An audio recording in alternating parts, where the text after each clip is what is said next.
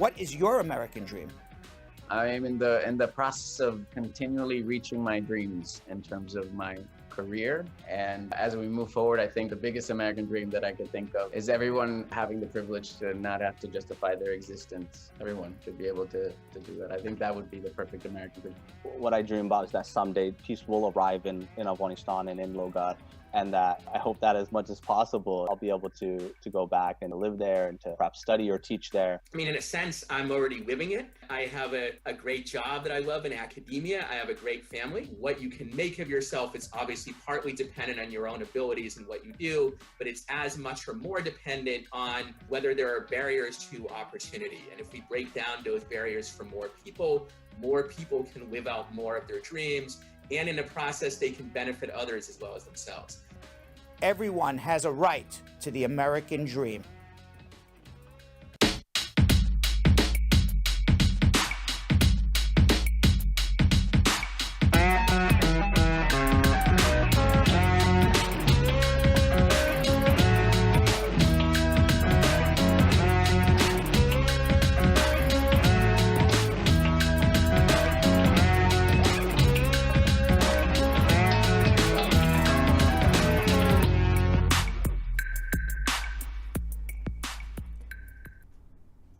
It's another show. It's Brad Show Live. It is Thursday, August 12th, 2021. And of course, it can't be another show unless I am joined in studio with Jonathan Yo Elias with a capital Y on the yo and the yo.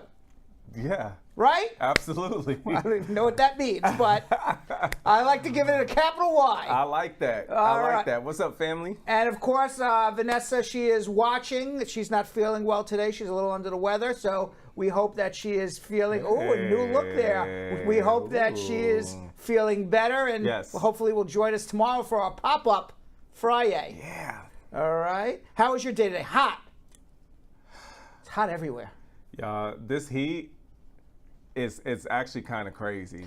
Do you know, I read that in Sicily, where I just was in Italy a week ago, they just had the hottest recorded temperature in European history in Sicily yesterday. What? Yes, it was 48.8 Celsius in Sicily. That? It's like 120 something degrees, 121 or 123. I remember it was Celsius, it was 48.8. It was like, I don't know what that is. I think it's like 123. Why don't you calculate Let's that? see. But I was just there a week ago, and I want you to know something. I was walking around, and in 30 minutes, it looked like 118. It looked like I was taking a shower. Oh. Okay. And it wasn't even that hot. And it wasn't even that hot. So is it humid out there? Or is it's humid. It's hot. It's everything. It is everything. 180, almost 120 degrees. Almost 120. Yeah, the hottest at least according to CNN, it was the hottest recorded temperature in European history. Yeah, if y'all don't see a problem with that. You're telling me this is not global warming? If you don't see a problem with that, I don't know. What else do you have to do to prove it? Remember when the pumpkin said, what global warming, when there was a blizzard? Right. Idiot. All right, let's say hello. Let's say hello. It's the same guy who wanted to inject pneumonia or something into his bleach. It was bleach into his veins. Was it like Clorox to kill? To kill the COVID. Let's say hello to the squad. I hope they're all cool wherever they may be, wherever they are in this world. We have people watching from all over the world, so I'm curious, squad. Is it really hot where you are too? Because it's hot here in New York. It's burning up in Italy right now, and I wonder if it's hot everywhere. I haven't checked the weather in every part of the world. But I would assume it's... I'm assuming it's pretty much the same. Carol Anderson, the Tigers, saying, hope all is keeping cool. It is a hot weather today, so it's definitely hot where she's at. What was that guy who's saying hot, hot, hot? What was his name? Hot, hot, hot. Yeah, what's his name? I don't remember. Busta, maybe? No, not Busta. No, that that's like an old song. That's an old song. Hot, hot, hot. Yeah, that's what I'm thinking right now. I won't. I think it's someone. Buster Poindexter, I was right. I thought you were trying to, when you said Busta, No, I thought you meant Busta Rhymes. No, no. I was like, yeah, it's funny. It's very funny because I said Busta, and I'm like, no, it's not Busta Rhymes. I couldn't remember his last name. And Julie just put it in my... Buster Poindexter. Yes, Julie just put it in my ear. She I'm going to tell you something. She is a whiz. Oh, yes. With 80s and 90s music. Yes. If anybody knows anything about 80s and 90s music, it's Julie. I'm like, hot, hot, hot. Buster Poindexter. There you go. Right. Willie L. Williams says it's 102 in Kansas. 102 in Kansas, because he's driving a truck. He's at least man. he's air conditioned in his rig, I would assume. 97 degrees. Where? But it feels like 104. That's Carol Anderson, the Tiger. Where's she? I think Carol is in the tri-state area. I think. I want to say she's in New Jersey, but I could be wrong. Maybe she wants to tell us where she is. It sounds right. Let's say hello to the squad. Marge Higgs saying, "Hey, Pape Samuel, how are you? Squad up." You know who Pape is on YouTube? Who? Westman. Oh. He's double what's fisting. Up? Yeah. Jenny Mandori, squad up. Simpson Dolores, squad up. Westman is his real name. Pape's his pseudonym. There you go. Or do you think Pape's the real name and Westman is the pseudonym? I don't know. I don't know either. Elizabeth Francis, squad up. Stargirl Mika, squad up. How are you? Annette Campbell Miller, Carol the Tiger. She's saying it's hot, hot, hot. Wherever she is. Right. Stargirl saying it's hot in Florida, but she's imagine. Jamaican. She's used to it. Yeah, that doesn't bother her. Right. The heat just bounces right off of her. Right. Marcel Reed, squad up. Not me. I mean, I just get out in the sun in 6 seconds, and I am. No, I hate it. I'm like drenched. I am sweating. Drenched. Like a pig in like a pen somewhere. I can't stand it. Yeah, I have one. But I think it's inappropriate to say. Okay. So. But I will give myself a compliment. My girlfriend said, you sweat a lot, but you always smell good. Oh yeah, so, I get that as well. I sweat a lot, but you always smell good. Stink. Right. I will never stink. She said you never smell, but you sweat a lot. Yes, I do. Me. I don't know. That's I can't stand the heat. Willie L. Williams, squad up. How are you, Mavo Tom? Jilly Gould. In the comments. Yeah. Squad up, BSL family. Elizabeth Francis, squad up. Car Brown, squad up. How are you? Samantha Jones and Cher is watching. She has a very good name that rings in my head. Cher. Share this to everybody so we can help. You like that name, Cher? I love it. I love it too. Jay Clark, squad up. How are you? Nini God Pickney, how are you? Sankey White, I see you. Squad up. And Myrtle Ray, squad up. Marcel Reed and Delaney Hall, Renee Stewart, squad up. Elizabeth Francis on YouTube. Yo, saying squad up family. Westman, Susie Q Mac. Shan Smith, squad up. Chef Nicole. What do you think she's got cooking today, Chef Nicole? Ooh, I'm hungry. So I'm hungry whatever too. it is probably good. I'm hungry too. I went to Starbucks and I said, should I get like a snack at Starbucks? But then, because I needed a little coffee before the show started. Then I said, if I get a snack, I'm not going to be hungry for dinner. So I'll go hungry during the show. But now that I see Chef Nicole. Chef, what you chefing on tonight? Now I'm thinking of food again. Right. Damn. That's a damn. Rosita Gonzalez, squad up. Proud Mom, squad up. Stacy Clark, how are you? Pierre Agbazuki, that is a damn. 102 in Sacramento, California. Sac is hot. It gets hot in Sac. Does it? Yeah. Because it's like in the middle of like the desert, isn't it? Sacramento a little bit? It's like desert. It's like like closer to it's Northern California, so. Oh, but I thought it's like the desert. It's not the desert. I don't think it's the desert, but for some reason it was always hot whenever I went to Sacramento. Yeah? Why is that? I don't know. But it's cool in San Francisco. Yeah. Yes. I don't know why. Roach Brown. You know what Roach Brown has to say? What? It's hot in Jamaica. I can only imagine. Ooh, Getaway Cat. You think anybody's like cool right now? What? Did you see what Getaway Cat said? What? What did Getaway Cat say? Brad looks so fresh and confident as always while Yo-Yo is smoking hot. Wow. Well, thank you very much. It was been a great show. I don't really think we can say much more after that. I love when he does that. All right, yo, take it away. We got a whole show to do. Yes. All right, squad. You already know what time it is. It is time for you guys to start sharing because we're about to start schmoozing with Brad, talking headlines and immigration news, including what the 2020 Census information released today says about America and its diversity. And then you know what today is. It is Thursday. We're going to be spanning the globe for Wacky World News, including one story that's about the fanciest French fries, Pommes Frites, ever. And that's based right here in New York City. Did you like that? Oh, very, Pommes Frites. very, very good. Oh, la, la. Very, very good. Thank you. Excelente, as they say in Spanish, but you said, Pommes Frites, which is French. Which is the freedom fry in French. There you go. Yes. And of course, remember when they used to call after 9/11? We're like, we're not going to call them French fries anymore. We're calling them freedom fries. That was the most ridiculous thing. No, I didn't. Do you remember? That's California. That was the most ridiculous thing because the French were not helping us in Afghanistan right after 9/11. So then everyone in Washington, all the Republicans in Washington said, we're not going to call it the French fry anymore. Stupid. Saw how far that went. Yes. But now it's back to French fry. Yes, it is. We all like the French again. Yes. All right, let's call Spar and Bernstein, 1-800-529-5465. That's the number to call to get on our show. We do have open lines. I will be answering your immigration questions in about 20 minutes after schmoozing. It is also the telephone number to call Spar and Bernstein if you'd like to speak with me, have a consultation with me. And later in the show, after I do your questions and answers by calling in, we're going to check our social media. Yo-Yo on his own today.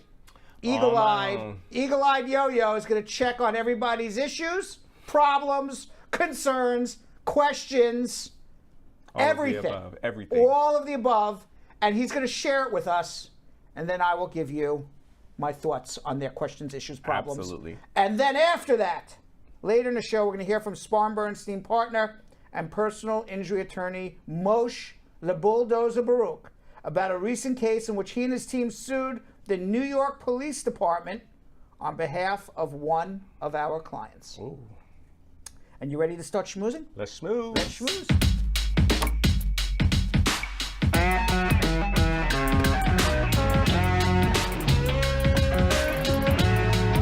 All right, so this is an immigration news update. Everybody's always get a lot of questions. You know, do I file the medical exam with my application? Do I wait to bring the medical exam to the interview? And we were giving advice that the medical exam expires after 1 year. If the interview takes more than 1 year, you're going to have to redo it again. So we were giving advice, bring it to the interview. But USCIS has now changed the rules, so listen up as far as it pertains to medical exams. Then we'll get into our schmooze, but I want to make sure that everybody knows what to do with medical exams. They just changed the rules. You have to now take a medical exam within 60 days of filing your adjustment application.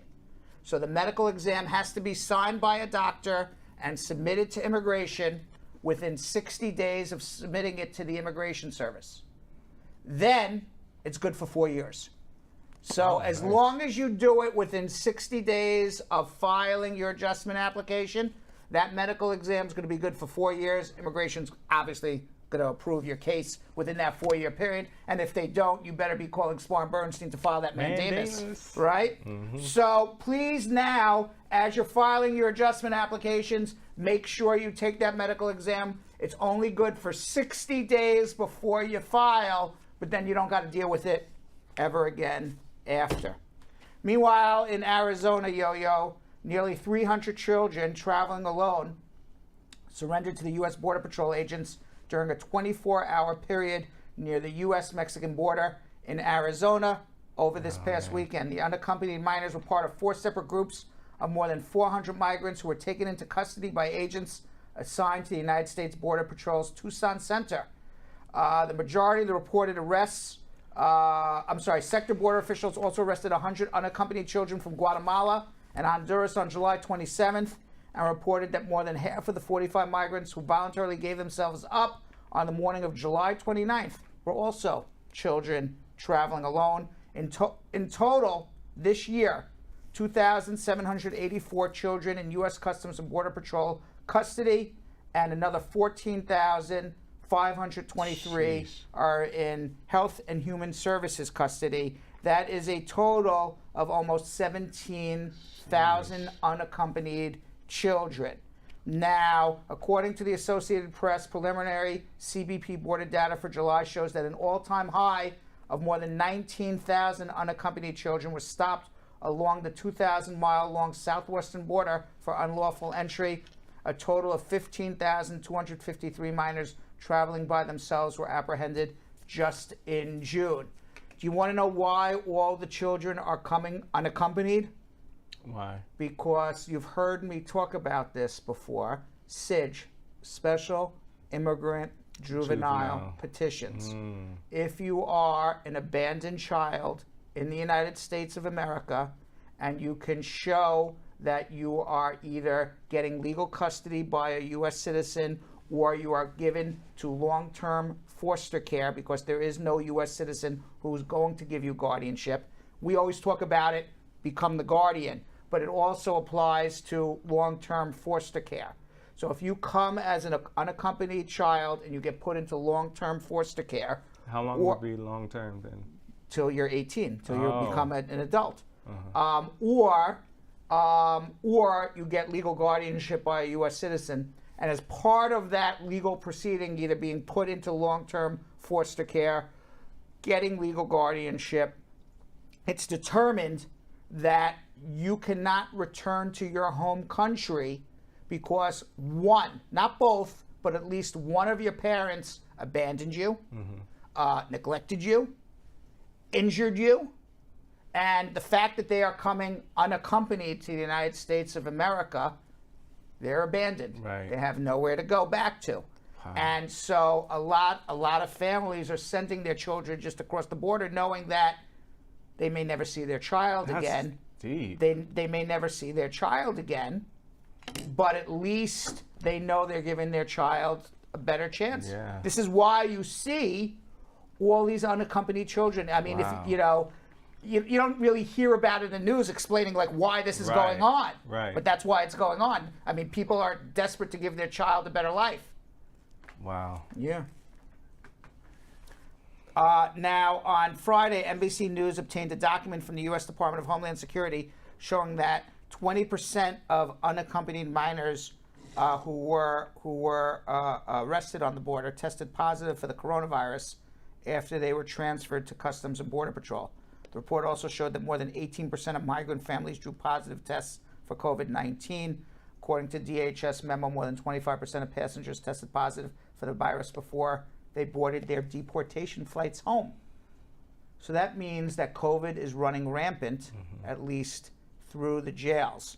ICE was forced to remove the migrants and place them in quarantine. So a lot of people coming across the border certainly have COVID, may be sick, but that doesn't necessarily mean that is the reason. You hear, Governor DeSantis and Governor Abbott from Texas saying it's the migrants who are causing all of the COVID outbreaks in the United States.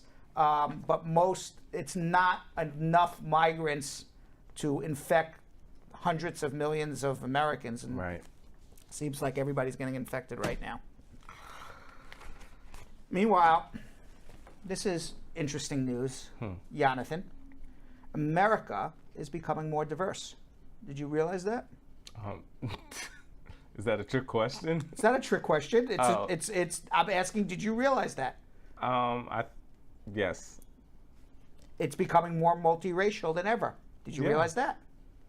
I mean, I didn't know factual, but it's factual. I mean, do you know? I don't know if you notice comparative to when you were a child to now.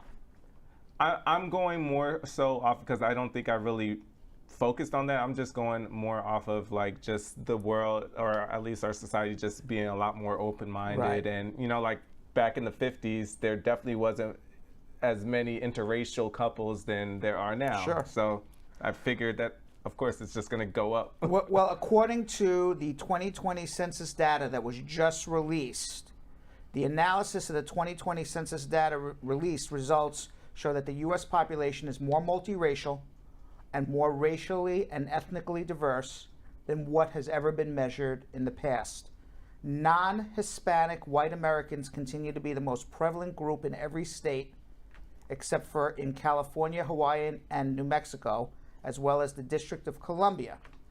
So white Americans are still a majority, but in California, New Mexico, Nevada, Texas, Maryland, Hawaii, and Puerto Rico, non-Hispanic white population, that's white people, are less than 50%. Wow. Meaning that minorities are now the majorities in those states.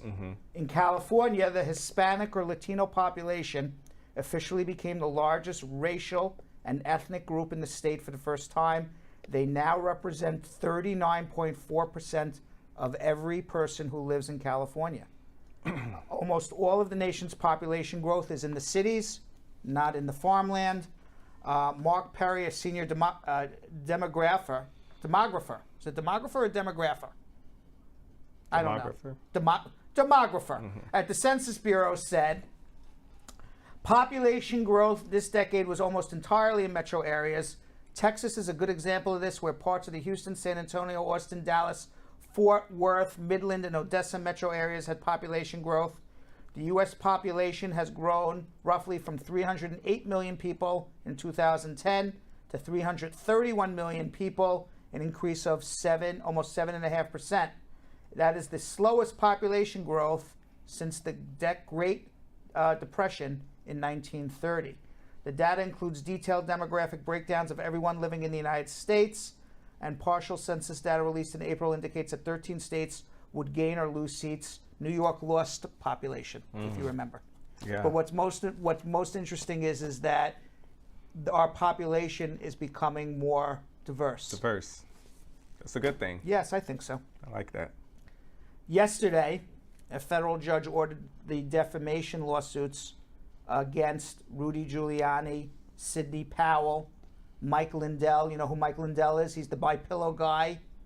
Sidney Powell, it was one of Trump's attorneys. Rudy Giuliani, one of Trump's attorneys. They tried to throw out the defamation suit by Dominion Voting Systems. Dominion Voting Systems is the machines used by more than 50% of the states to count votes in an election. They said all of them at various times during the election, at the day of the election, after the election, that the computer systems in the Dominion voting systems were rigged for Joe Biden to win. It has been determined after 30 or 40 lawsuits. All of that was a bunch of horse shit. And according to documents seen by Newsweek, United District Court Judge Carl Nichols, a Trump appointee, wrote a 44-page memorandum opinion where he dismissed requests to end the lawsuit. He said this lawsuit is going to trial. Dominion, the machine manufacturer, alleges that each defendant made defamatory statements about its role in the 2020 election. Those statements are too numerous to summarize in their entirety. On the day of the presidential election, Powell appeared on One America News Network and declared the Democrats were trying to steal the vote from President Trump and that they had developed a computer system to alter votes electronically.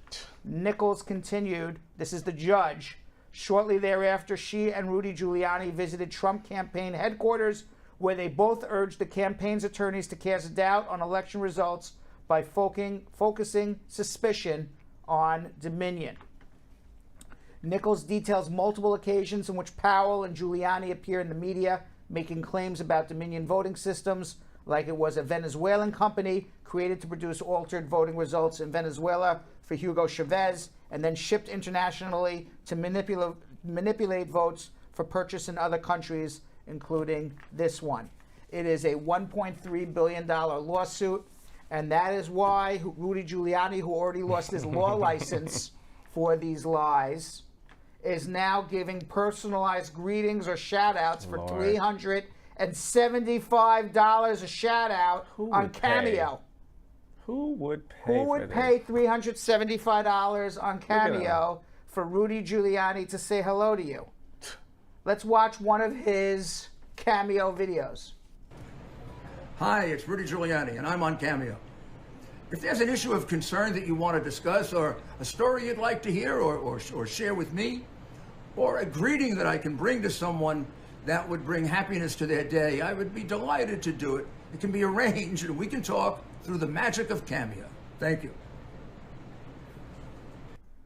So Giuliani, he's under investigation also by federal prosecutors for political crimes related to his efforts on behalf of Donald Trump to dig up dirt from Ukrainian officials on Joe Biden and Hunter Biden as well. So he's in a lot. He is in a lot of hot water.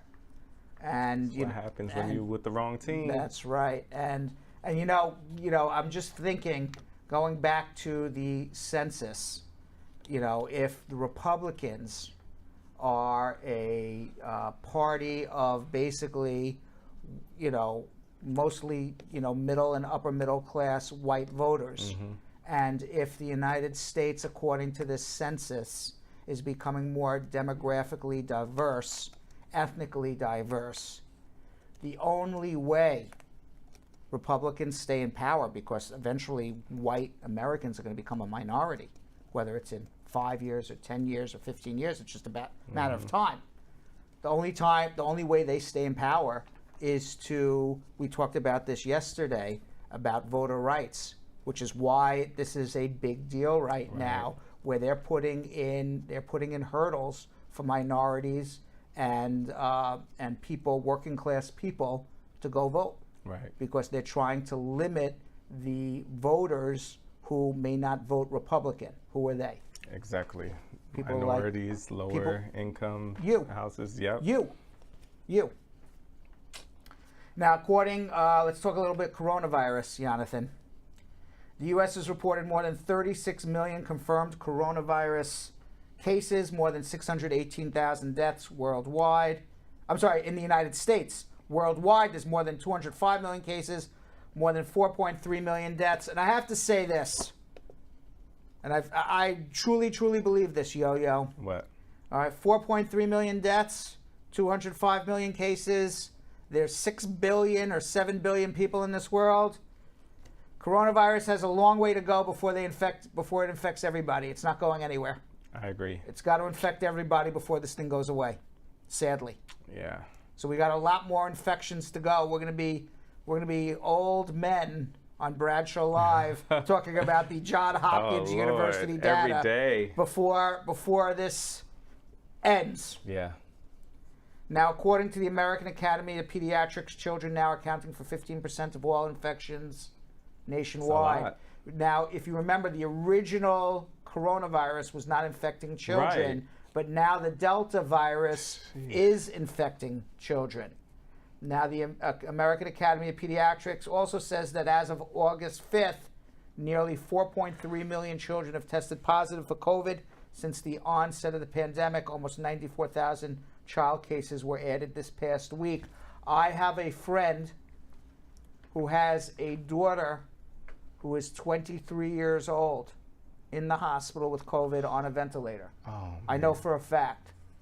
So to say it doesn't affect young people, or young people would not die, this child was not vaccinated. Right. At Texas Children's Hospital, there are more patients with COVID-19 right now than at any point in the pandemic.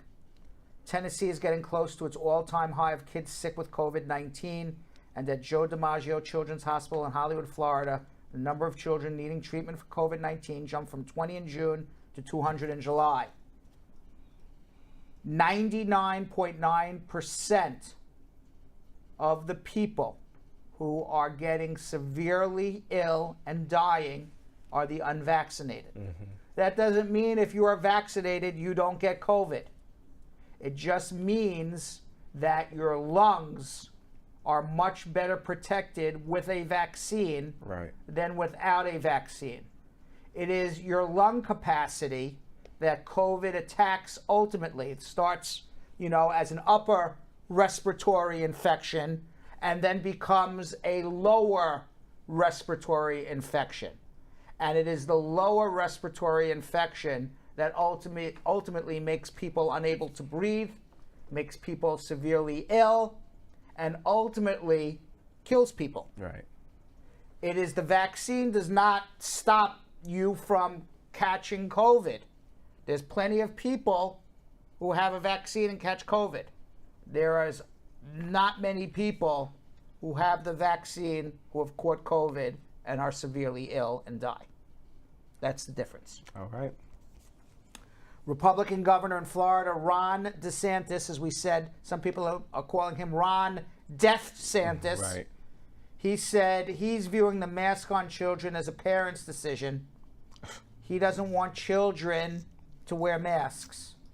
In Florida, the debate to require students to wear masks, despite the state's ban on mask mandates, is escalating. The Broward County School Board voted 8-1 on Tuesday in favor of the mask requirement because children are now more likely to get sick. The largest teachers union in the United States has now voted to mandate that all teachers get the vaccine. Oh, wow. Simply because children are now more likely to get ill, and children can pass it to the teacher just as much as the teacher can pass it to the child. Mm-hmm. I saw in Tennessee, there was fistfights in Tennessee over mandates about vaccinations of teachers and masks of students. Fistfights at a school board hearing. It's so political. Right. So political. And everybody has their own opinions on it. I don't know when wearing a mask became an infringement on your liberty. I don't know why that has happened. I don't like to wear a mask. Right. I actually hate it. I do too. It's hot. Hate it. I hate it. Especially when it's hot. And you know what? A lot of times, I'm vaccinated, and I walk indoors to stores and stuff. I don't wear it, but I don't find it infringement. I hate it.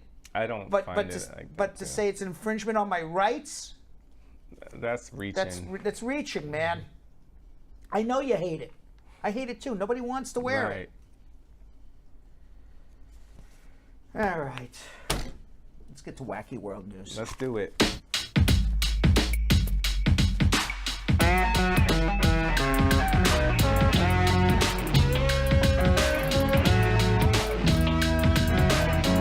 All right, Australia. Let's start in Australia, yo. Okay. A woman was caught breaking her quarantine in an Australian hotel. By the way, if we go back to quarantine before we get into Wacky World News, I'm also not a big fan of quarantine because unless you are trying as a government to prevent an onslaught of COVID cases into a hospital because your hospital capacity can't handle it, I can understand having a quarantine. I can understand having mask mandates. This is my own personal opinion. I can understand, closing down restaurants because you don't want everyone to get sick all at once. But if people are going to get sick anyway over time, to me, quarantining because one person's going to get sick, if you have the hospital bed and the hospital capacity, I don't understand the quarantine. But we didn't really have the We did not have it. Right. We have it now. But it's getting close to. It's getting close. It's getting close to like we may have to quarantine again. So like in Australia, I don't know what their hospital capacity is like, but they're under quarantine again. Oh. Yeah. So a woman was caught breaking her quarantine in an Australian hotel by having cigarettes delivered by drone. Now, according to 9 News in Australia, a man outside the Crown Plaza Hotel in the city of Gold Coast in Queensland operated the drone and flew the pack of cigarettes up to the woman who was waiting on her balcony on July 11th. The caper was observed by a hotel staff member. The woman received a stern talking as well as a $1,300 fine for walking out on her balcony. For what? But the balcony? Yeah, come on. That's a little much. Come on, Australia. Yeah. See, that's like just politics overtaking. Yeah. Not, you know. Come on, how are you getting anybody sick on your balcony? Exactly. Meanwhile, in more ridiculously expensive news, Yo-Yo, the Manhattan's Upper East Side, the definition of high-end cuisine. All right, you are on the outskirts of the Upper East Side of Manhattan, right? You're right there on that border. Yes. Right? You are right there between the she and the I don't know what. And the cultured. And the cultured. All right, so going right up to Yo-Yo's neighborhood. You don't have to go too far, Yo-Yo. Don't know if I'll be going there. There is a restaurant on the Upper East Side called Serendipity 3, and for the bargain basement price of $200, you can order a plate of the most expensive French fries served probably in the world. Serendipity 3 also claims the world record for the most expensive hamburger, $295. Oh my gosh. And the most expensive ice cream sundae, $1,000. This is ridiculous. Creative director and chef Joe Calderone said Serendipity is really a happy place. People come here to celebrate, to really escape the reality of life sometimes. The creme de la creme Pommes Frites start out as Shiberbeck potatoes. They are blanched, scaled in vinegar and champagne. They soak them in champagne, Yo-Yo. Then they fry them in pure goose fat, not oil, not once but twice. Yuck. So they are crispy on the outside and fluffy on the inside. Then they sprinkle edible gold, which has no taste. I've had. I remember in your little in my coffee, cappuccino. It has absolutely no taste, does absolutely nothing other than conspicuous consumption. You know what conspicuous consumption means is, I'm rich, haha. I put gold on my French fries and on my coffee. That I did once. Serendipity will never see me there. Ha!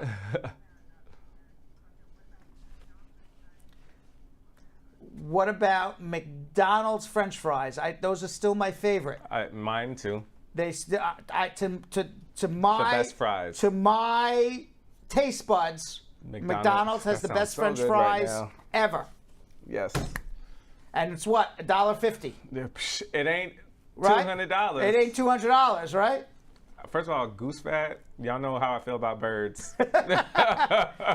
All right, so we got it. Yo-Yo, you seem to know a lot about Area 50. What is it? 51. All right, I'm gonna let you decide. Is this a hoax or is this a UFO? New viral footage of some strange aerial phenomenon is the choose your own adventure story of the conspiracy theory hive right now. In a video that reportedly first appeared in June on Facebook, a UFO, for lack of a better term, was spotted by an air traveler against a clear blue sky backdrop, according to some who saw the clip.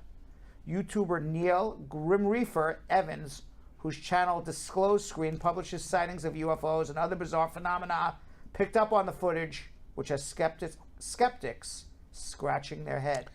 Evans narrates a voiceover heard by 42,000 people on YouTube so far. People are going to call this a UFO. Well, technically it is, but I'm leaning more towards this being a biological entity or a plasma-based life form living in our upper atmosphere. However, others have suggested the entity could be a portal to another world. One viewer referring to the story of Russian cosmonauts aboard the Spaceship 7 in 1984 who saw what the men later described in angelic beings said it's close to the huge angel-type sightings by some of the cosmonauts. Those disseminating the footage claim the ghost-like aspiration was captured with a high-resolution Nikon P900 camera from the window of a plane flying between 10,000 and 30,000 feet in the air. How come nobody else sees this, Yo-Yo? So my thing is, his channel is kind of catered to finding images. Is that what it is? Yes. Okay, so like no. If you already have it, how is he seeing all this, and why we can't see it? Could that just be a light being that to me? Yeah. You know what that looks like to me? It looks like a crack on the lens. And no. It looks like like when you get a reflection of the light inside the plane when you're looking out. Oh yeah, exactly. That's what I think that is. Yeah, I don't think that was. Now, air officials have yet to weigh in on the mysterious shape-shifting phenomenon. However, the pursuit of truth remains a priority for astronomy researchers as well as Yo-Yo. Yeah. In the pursuit of the truth. All right. And finally, Yo-Yo, remember the invisible sculpture that sold for $18,000? Yes. Do you remember that? Yes. He said, the artist said, I am selling this invisible sculpture. The thought is in my mind. You're buying my thoughts in my mind. $18,000 invisible. Yeah, you get a certificate saying you bought this invisible sculpture. Remember that? Mm-hmm. It was Italian artist Salvatore Garro.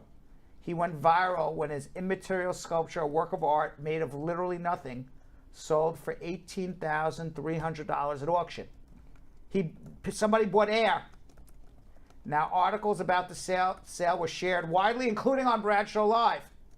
Well, Tom Miller, an artist from Gainesville, Florida, said this man, Salvatore Garro, stole his art. Oh. He's the one who came up with the art of nothing. And now he's filing a lawsuit against Garro to prove it. The Florida artist says that in 2016, he installed his own invisible sculpture in Gainesville's Bo Diddley Community Plaza and outdoor event space. He tiled it nothing and erected it over the course of 5 days with a team of workers who moved blocks of air like mimes building the Great Pyramid of Giza. It took him 5 days to put this sculpture together of nothing. They did not. Yes.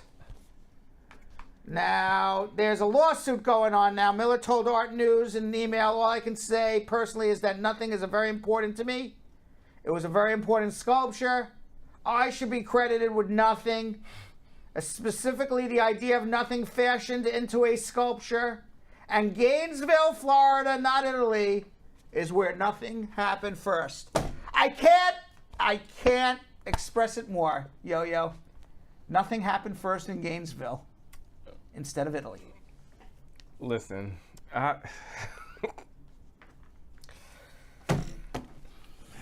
have nothing to say when I hear stuff about that is the dumbest thing I've ever heard in my life. It's just ridiculous.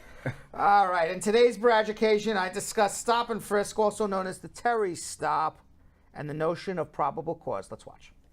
My goal is straightforward, to make the law usable and easy to understand for everyone. All of us in the United States have equal rights and should have an equal opportunity and a right to justice. I'm here to help because I want everybody to achieve their American dream. I'm Spar Bernstein, and this is your decriminalization Braducation. My objective is to make the law easy for you to understand so that you can use the justice system, know your rights, take advantage of the law, and achieve your American dream. Stop and Frisk, known as the Terry Stop. When walking down the street, what do you do when a cop stops you? And when can a cop frisk you? Now, the first thing you need to know is that a police officer can stop you on the street and ask you questions in furtherance of their policing duties. The important thing to know, however, is when you are and when you are not free to leave, when you have the right to end that questioning and walk away.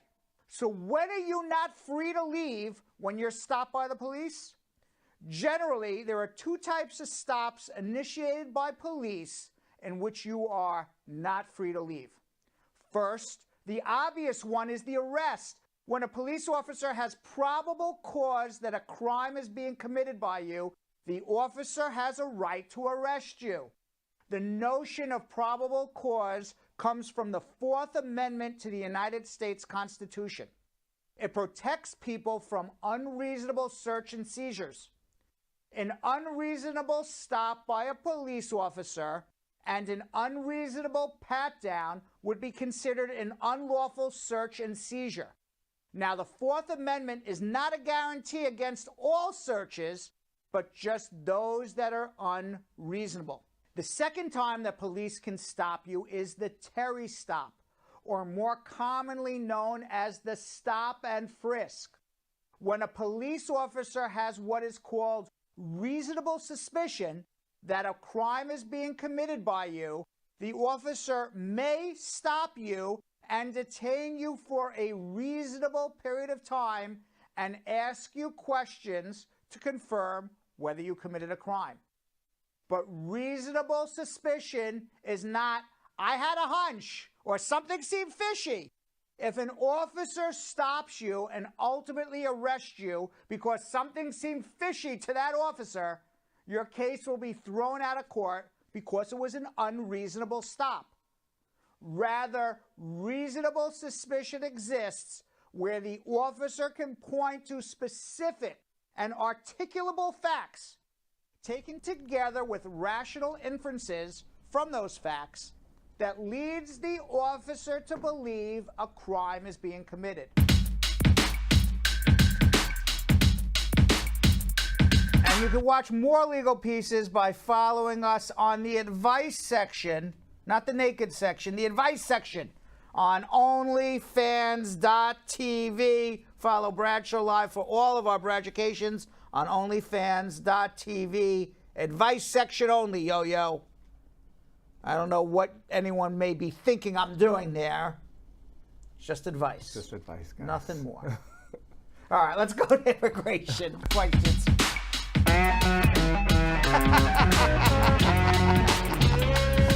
Yeah. Julie just said, you can go there to see my legal briefs, but I'm pumped.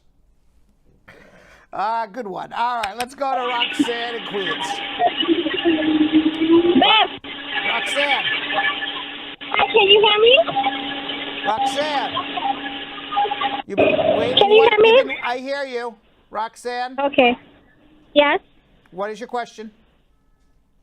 So, good evening. I have two questions. Yes. One, I have someone that used to ask you a question. For mine, I've been here since 2008. Right. I wanted to file for the DACA program, but Right. the only thing with that is that, it says 2007. Correct. That's the only thing that's the cutoff date for me. Correct. But I have everything that's required.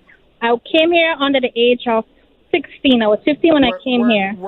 Was this your first entry, or you came before that as well? I came before that. I came in 2007 on a vacation, and I went back and I come back to live. Well, okay, so when did you come on the vacation in 2007? I came in the year of 2007, and what month? I think it's July. If I'm not mistaken, it's either July or June. I don't know. You had to be here. Let me tell you my thought on this. You had to be here June of 2007. Now, it's possible, even though you ended up coming in 2008 and overstaying, it's possible that you came before June 2007. I think it's June 15th, 2007. I don't remember the exact date, but I think it's June 15th, 2007. Let's assume you came before June 2007. You came here to visit for 3 months, 4 months. You left for 2 or 3 months and then came back and then lived here. There's an argument to be made, depending on the facts, that you started living here in 2007, not 2008. Now, it all depends on the facts and how long you stayed here, how long of a duration did you go home, when did you come back, and when did you come here in 2007. There's an argument to be made about that. Okay. All right, so maybe. The answer is maybe. Maybe. All righty. My next question, I'm going to pass the phone to the person. Sure. One moment. Hello, good afternoon. Hi, how are you? I'm good. My name is Leroy. Hi, Leroy. Quick question. I'm on filing, but I live in Jamaica, but I'm here on vacation. It was approved, so I was wondering if I can stay. Who's filing for you, Leroy? My father. He's a citizen over here. Okay, when did he file for you? From 2017. From 2017, and you are how old? I'm 29 now. You're 29 years old now. Let's take a look at the visa bulletin. When did you come to the United States? The 15th of June this year. 15th of June. So you have 6 months, right? Yeah, I have 6 months. All right. So right now, they are, where are they? Let's see. for, excuse me 1 second, I went to the wrong page. USCIS availability adjustment visa bulletin. I have to Google it. 1 second. Let's see what it says here. Nope, that's the State Department. Let's see where USCIS is here. Visa bulletin. They're not up to it yet. I was just looking to see where they are. U.S. Citizen Adjustment Bulletin. Give me a minute while I find it. And let's see. Here it is. I should have this on my... Right now, they're accepting applications for people who have priority dates of May 15th, 2016. So most likely they're not going to reach 2017 while you're visiting here. So the answer is no, you would not be able to adjust your status at the moment because you could only adjust your status on the F1 petition if the priority date is current and you're in legal status. So because the priority date is not current, you would have to go home. Is it possible if you come back next year that the priority date is current and then you can do it? Possibly, yes, depending on what the priority dates are at, and also you can't have an intent of coming to visit to get your green card, but that's a whole other story. So the answer is no at the moment. All right, thank you. You're welcome. All right, let's go to Kiba in Brooklyn. Kiba. Hello, good evening, sir. Hi, how are you? I'm good. How are you? Good, what's going on? Yeah, I have a question regarding income requirement. Okay. Yeah, me and my wife, we are about to file for adjustment of status. Right. Okay, but she make like 22,000 2020. 22,000. Yeah, 2020, and then 2019 was 21,300 and something. Like 2018, she don't file for that. She filed for 2017, which is around 8,000. But we wondering like if that's enough, or we are supposed to find a joint sponsor. I think you're going to need a joint sponsor because she doesn't have enough income above the poverty level for the last 3 years. Her income is very close to the poverty level right now. The poverty level for 2021 for a family of two, you have to be 125% above the poverty level. It's $21,775. So she beats it by about $200. But then if you go back the year before, she's below. So my advice would be, because she's only beating it by $200 this year, and the year before she was below it, you're going to need a second affidavit of support. Second affidavit of support. All right. Thank you, sir. You're welcome. No. Let's go to Ola in Indianapolis, Indiana. Ola. Hello. Hi. Hi, how are you? Good. Yeah, I want to ask because I filed for VAWA sometime September last year. Right. So I'm trying to put my I-485 and I-765 in. So I realized I was supposed to write my visa number, and my passport, my visa number is lost. So I don't know what to do about that. Just write lost, unknown. Oh, okay. It's perfectly fine because you don't need a legal entry to file an adjustment on VAWA. So it's not going to it's going to be denied or anything. And they'll look it up if they want to. Oh, okay. All right. Thank you so You're much. welcome. Good luck. Yeah. Bye. Let's go to Jessica in Belleville, New Jersey. All right. Did I get out of the car? Jessica. Oh, yes. Hi, how are you? Hi, how are you? Good, thank you. I have a question. Yes. I married my husband. He came in on 2015 across the border. He applied for asylum. He got denied. He did the reapply, but then they denied him. So then they put a deportation on him. So we're married now. So what's our next step? Okay. So came across the southern border or the northern border? Let's start there. Mexico. From Mexico. Southern. Where is your husband originally from? India. India. When he came across the border, did he make it in, or he got stopped at the border and then applied for asylum? Yeah, he got stopped at the border, then applied for asylum. Okay, so he's most likely an arriving alien. We have to double check his records. But if he got stopped at the border and then applied for asylum and then they paroled him into the United States, my guess is 99% he's an arriving alien, but we have to double check it. If he's an arriving alien, that puts him in a much better position than if he entered the country without inspection, stayed here for a bit, and then applied for asylum. That would be a completely different story. But let's assume he's an arriving alien, because that's basically what you're describing to me. If he's an arriving alien and got paroled into the United States, you would be filing an adjustment and a 212 waiver to overcome a prior order of removal, finding him inadmissible to the United States of America. Because as an arriving alien, he was admitted to the United States. He did not enter without inspection. And as an arriving alien who was admitted and paroled, you don't have to go back to the immigration judge to reopen the case. You just have to file an adjustment with a 212 waiver and proof it's a bona fide marriage. But let's double and triple check first before you do that in fact he is an arriving alien. Because if he's not, then it's a completely different procedure. All right, then. Thank you. All right, hold on. Let's go to Mohammed in Ambler, Pennsylvania. Hey, Mr. Brad, how are you? Good, how are you? I'm good. Thanks for asking. Mr. Brad, I have two questions. Number one question, when I came to the United States on a B2 visa, I entered the United States on a JFK inspected by the CBP, right. And I didn't know CBP allowed me only for the 2 weeks admit. Okay. And I came in within 3 months, like 90 days. Why did they only allow you for 2 weeks? Were you traveling a lot? They told no. It was my first time. And they only gave you 2 weeks?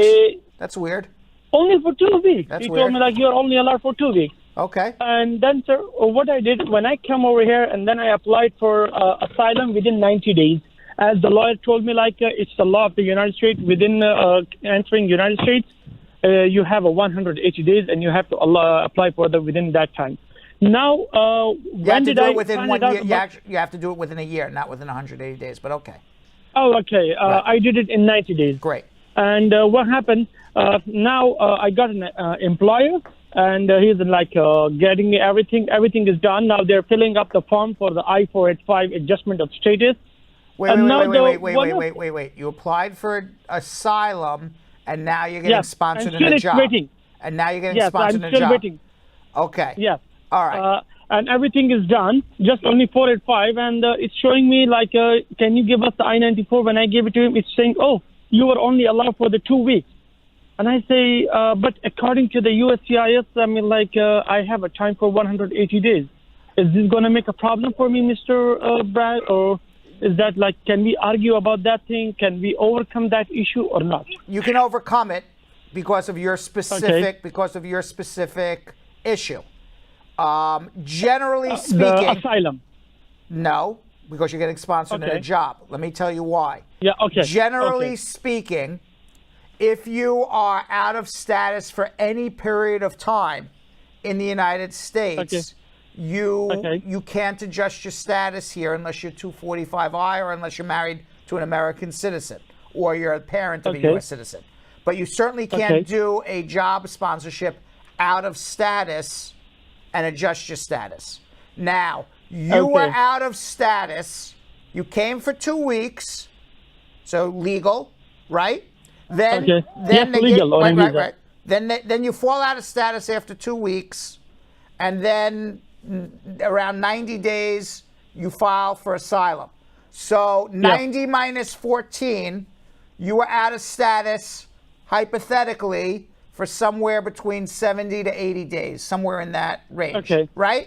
So if you're out of status for those 70 or 80 days, you're out of status for that period, you can't adjust your status, except for employment-based cases. There is a section of law called 245K.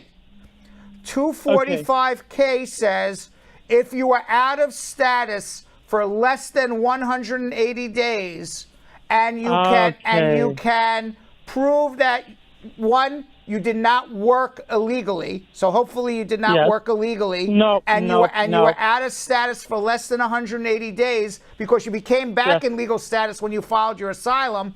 Then you can file an adjustment under 245K. So you're going to give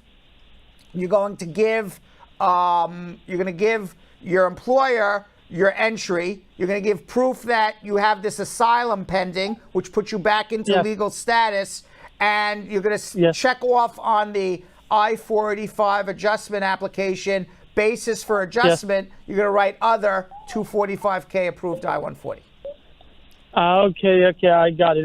And Mr. Brad, can I call CBP and tell them to correct the I-94? Would they be able to correct it, or they're going to argue with me? Why? You don't have to.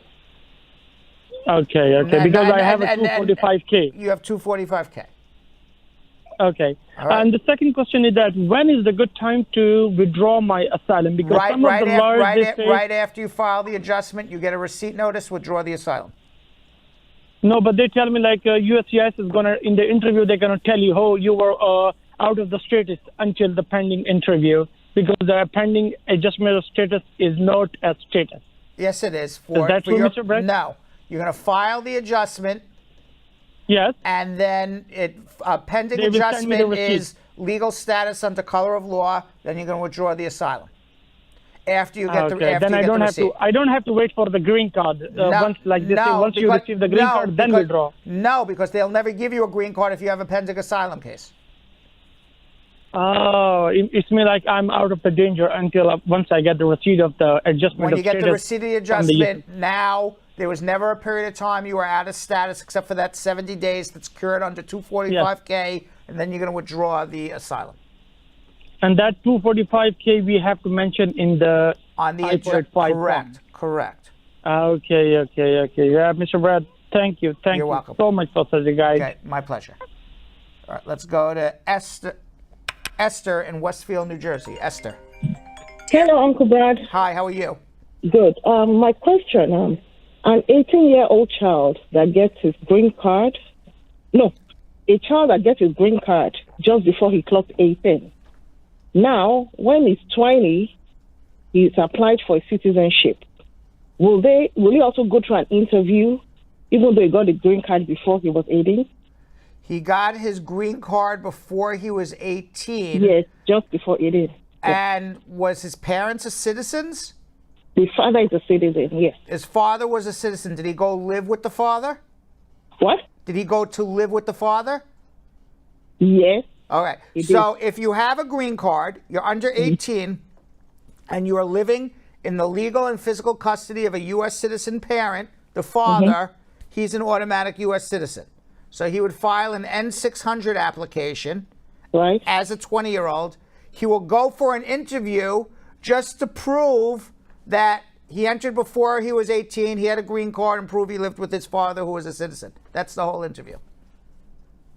Yeah, but of course, after I was 18, he entered college. He was no longer living with the father. It doesn't matter? No. What matters is once you become a citizen, you don't lose it. You understand? Yeah. So what the law says is, do you have a green card? Were you living in the legal and physical custody of the father under the age of 18? Right. The law doesn't say, did you have a green card? Were you living in the legal and physical custody of the father under 18 indefinitely? Just, did you live there for a month? Did you live there for a day? Did you live there for a year? Yeah. Once that happens, he's a citizen. If something happens in the future that he's no longer living with the father, doesn't matter. You can't take your citizenship away now. Yeah, so he will still go through that interview before the card. He would have to go through the N-600 interview, but it's not for naturalization. It's just to prove those facts. He lived with the father. The father was a citizen. He had a green card. End of story. Those are the kind of questions they will ask him. You lived with the father. That is it. Did you live with prove you lived with the father before you were 18? Prove you had a green card before you were 18. Here it is. Prove your father's a citizen. Here it is. Will he go with his father, or will he go alone? What? Will he go for the interview with the father, or if the father can go if he wants to, or he can go alone, it's up to him. Well, yes, I mean, immigration already knows he has his green card. Immigration knows the father's a citizen. So really all you got to do is prove you lived in the same household as the father. Right. So lastly, when he filed for the N600, or rather when he sent in the N600 form, did he have to send other documents to support the fact that he lived with the father, or just the form? I would submit the documents that he lived with the father. The best documents are school records and a tax returns from the father showing that he was a dependent on the father's taxes. Those are the best documents to prove he lived with him. Oh, okay. Okay. Okay. And maybe with photographs or whatever. Photographs don't have, unless it's a date stamp, but photograph doesn't prove you lived in the household with him. All the photograph proves is I'm standing next to my father. Yeah, so school records. But school records would show that he was living in the father's home. The tax return with him listed as a dependent would show the father is his legal guardian. Parent. Okay. All right. Thank you. You're welcome. Let's go to Harry in New York City. Harry in New York City. Going once, Harry. Going twice. Going 3 times. See if someone can find Harry. Let's go to Antonio in San Jose, California. Oh, hi, Mr. Brad. How are you? How are you? Good. So I'm trying to help my friend sponsoring. Yeah, go ahead. But so I made, and I'm providing on the I-864 the last 3-year taxes, right? So 2018, 55,000. 2019, only 18,000.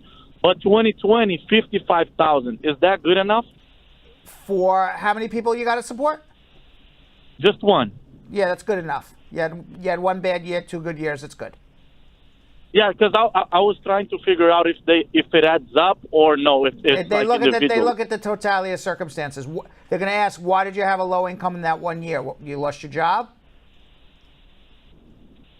No, I was out of the country just doing medical treatment. Okay, so you had medical treatment. It's over. You survived, thank God, and you're working again. Do I need to send that explanation already with their filing?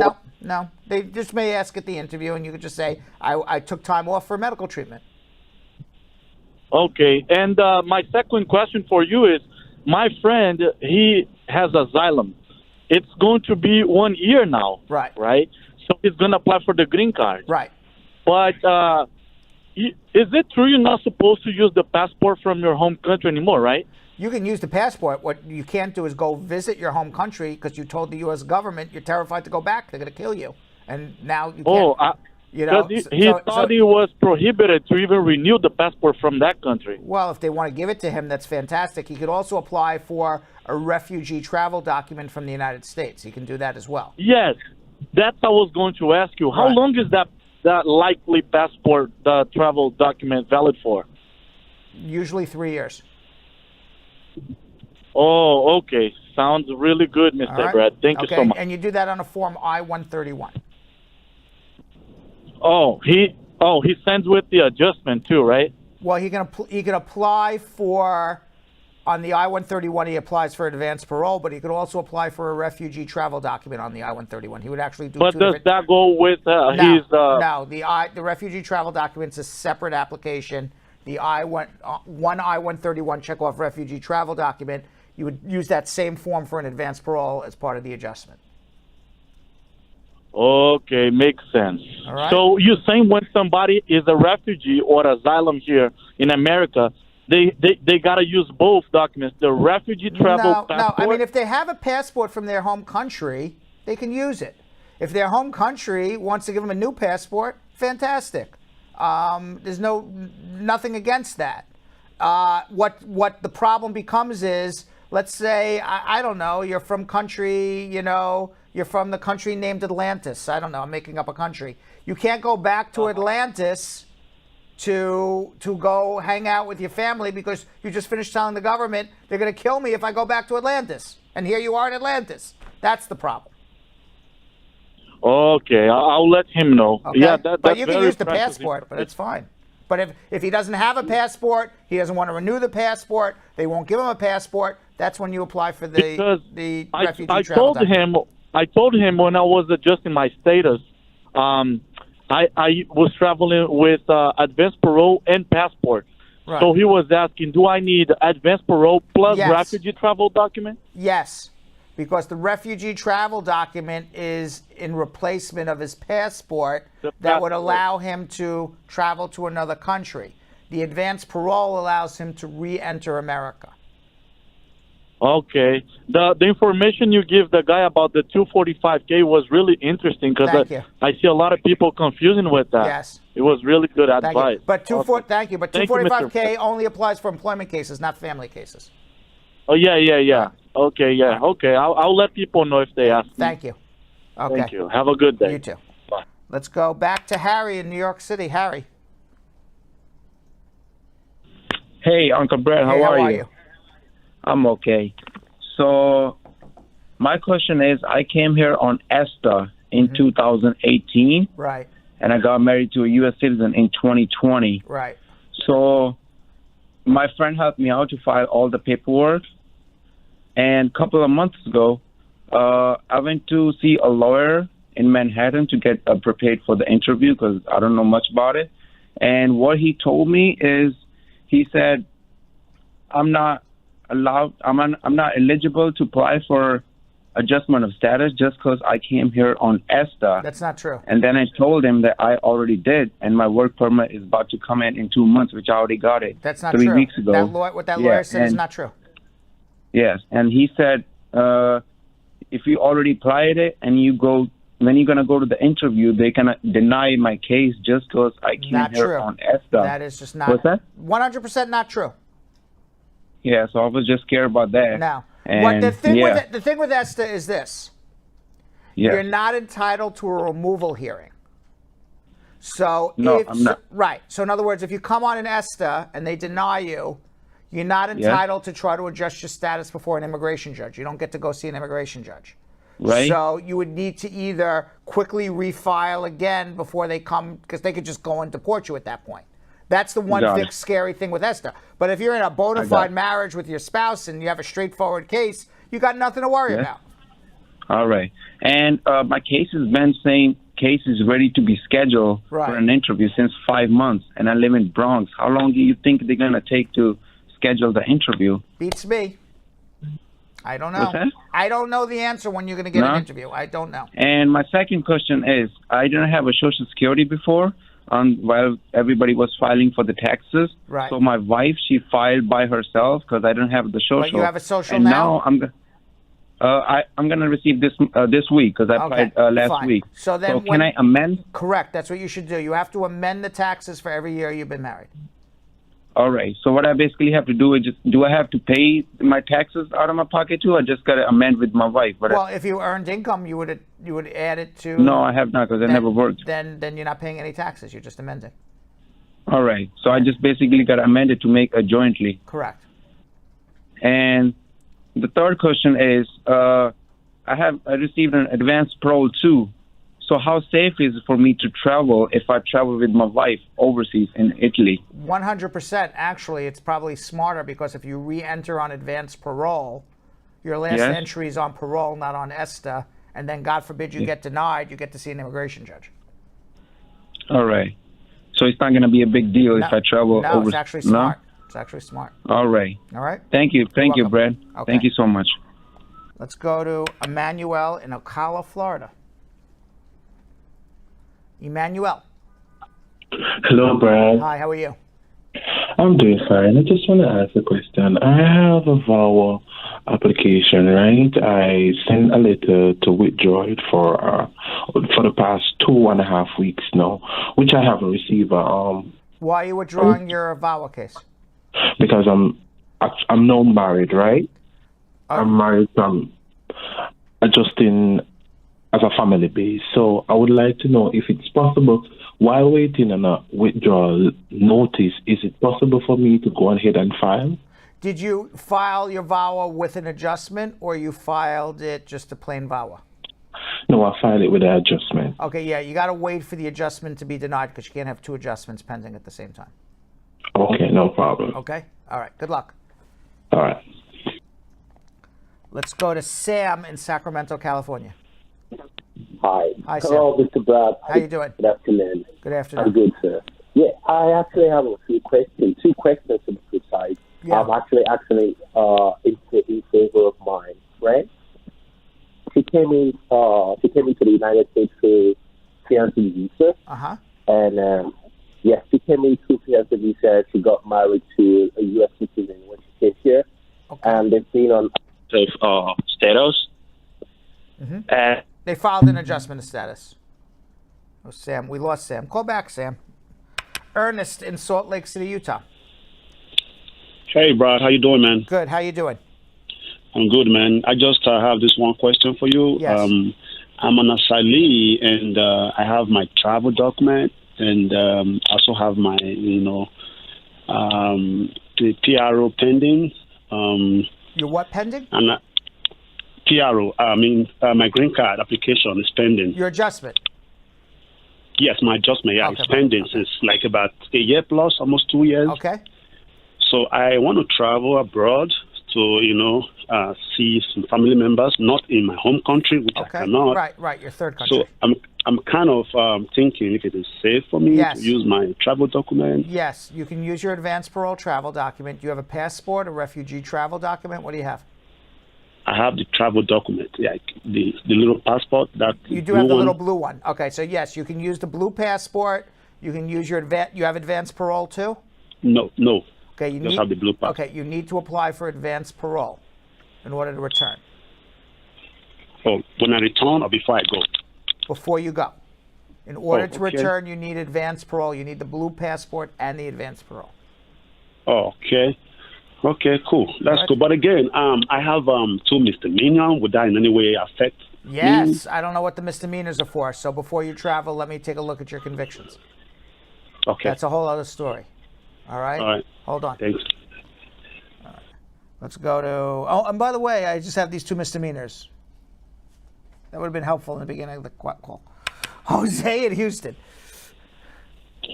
Hello. How you doing? You're pretty good. I got a question. I got that 751 on removing my condition on the green card. Right.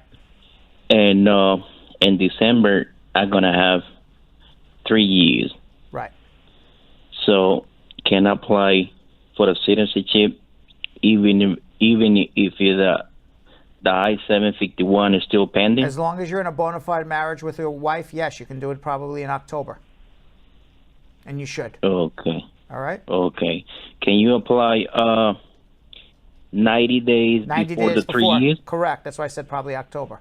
I don't know the exact day in which you filed. Okay. What's going to happen on an interview? Because if you're still pending... They're going to interview you both on the I-751 and the N-400 simultaneously. Okay. Which is prove you're in a bona fide marriage with your spouse, and then prove you're eligible for citizenship. You have good moral character. You know how to read, write, and speak English, et cetera, et cetera. Right, because the only thing I got to arrest wanted. Well, then that's a whole other story. I don't know if I would file for citizenship if you have arrests. I'm talking about in 2004, I got traffic tickets. Okay, this is well before you got your green card. Yeah. Okay, then it's not a problem. And in 2006, I got trespassing property and possession of marijuana. But, my case was dismissed. Okay, and you brought that to the attention of immigration when you filed the adjustment.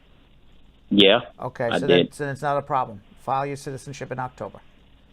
Oh, well. Thank you. You're okay. Good luck. Let's go to Lisa in Pensacola, Florida. Hi. Hi, how are you? I'm good. I filed an N-400 March of this year. Right. I got mail saying that they accepted it, and also they sent me something saying that they waived the biometric. Great. And then I didn't get anything else. So is that normal to the... Yes.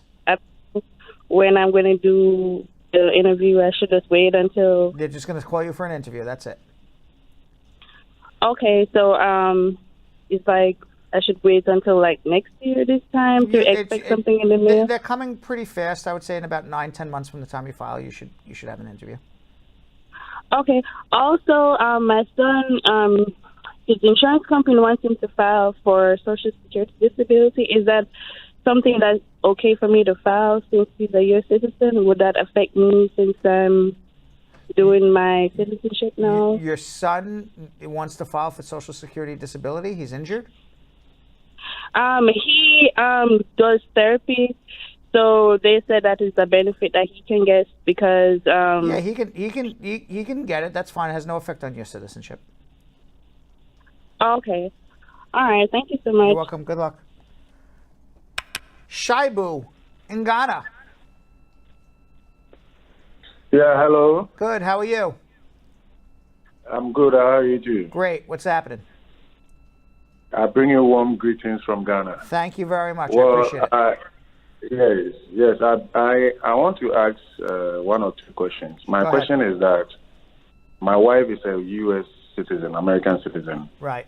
And she filed for me, and that was around, we had our documentary qualified in October 2020. Right. Around that time, too, we planned that when I come, I should also try and study. So I applied for an admission at a university in the U.S.